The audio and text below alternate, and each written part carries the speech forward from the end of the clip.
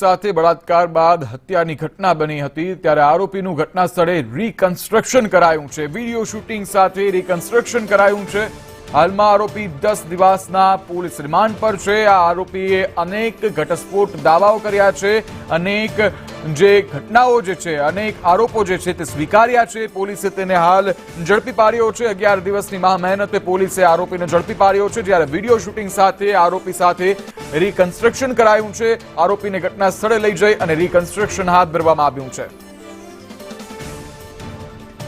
વધુ માહિતી સાથે સંવાદદાતા જાવેદ ખાન જોડાઈ ચૂક્યા છે। જાવેદ, હાલ રીકન્સ્ટ્રક્શનની કાર્યવાહી હાથ ધરવામાં આવી છે, જ્યારે અનેક આરોપો જે છે તે સ્વીકારવામાં આવ્યા છે આરોપીએ, ત્યારે વધુ વિગત શું છે આ બાબતે?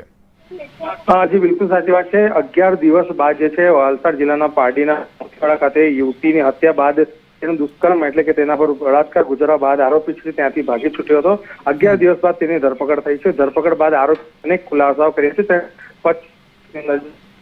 5 જેટલી હત્યાઓ કરી છે અને ત્યારબાદ જે છે તેણે અનેક ખુલાસાઓ કર્યા કે તે ત્યાં ક્યાંથી ક્યાં ગયો, કોને મળ્યો, ક્યાંથી શું ખરીદ્યું, એ તમામ પ્રકારની જે ઘટના છે એ બાબતે તેના પુખ્તા પુરાવા એટલે કે પાકો સબૂત કરવા માટે અને તેને કડકથી કડક સજા મળે તે માટે વલસાડ જિલ્લા પોલીસ દ્વારા તેનું રીકન્સ્ટ્રક્શન કરવામાં આવ્યું છે। ઉદવાડા સ્ટેશનથી તેને ઘટના સ્થળે લાવવામાં આવ્યો અને ત્યારબાદ જે છે તેનું રીકન્સ્ટ્રક્શન થઈ રહ્યું છે।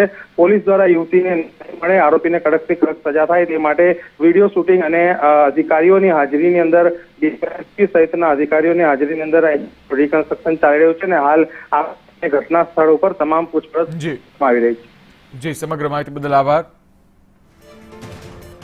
દ્રશ્યો છે વલસાડના કે જ્યાં વિડીયો શૂટિંગ સાથે આરોપીનું રીકન્સ્ટ્રક્શન કરવામાં આવી રહ્યું છે। આરોપી 10 દિવસના રિમાન્ડ મંજૂર કરવામાં આવ્યા છે। પારડીમાં યુવતી પર દુષ્કર્મ આચરી અને હત્યા કરવાના આરોપ હતા, જે બાદ તેની અનેક મોટા આરોપો પણ સ્વીકાર્યા છે।